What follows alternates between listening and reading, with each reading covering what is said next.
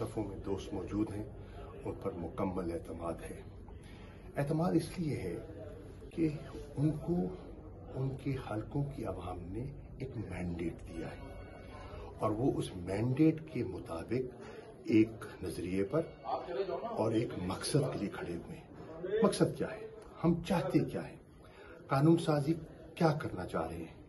हम इंतखाबात को शफाफियत की तरफ ले जाना चाहते हैं।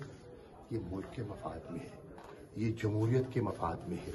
इससे जमहूरी इदारों को मजबूती हासिल होगी। हम कानून साजी के ज़रिए लोगों के अवाम को बेहतर सहूलतें देना चाहते हैं, उनके जो हकूक़ हैं उनका तहफ़्फ़ुज़ करना चाहते हैं, और वही एक लेजिस्लेटर का बुनियादी जिसे कहते हैं उसकी ज़िम्मेदारी है।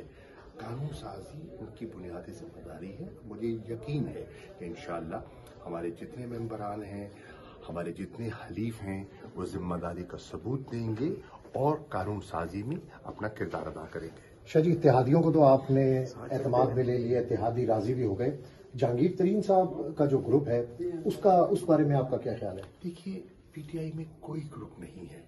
पीटीआई में एक ही ग्रुप है और वो है इमरान खान का ग्रुप। इमरान खान इस पार्टी के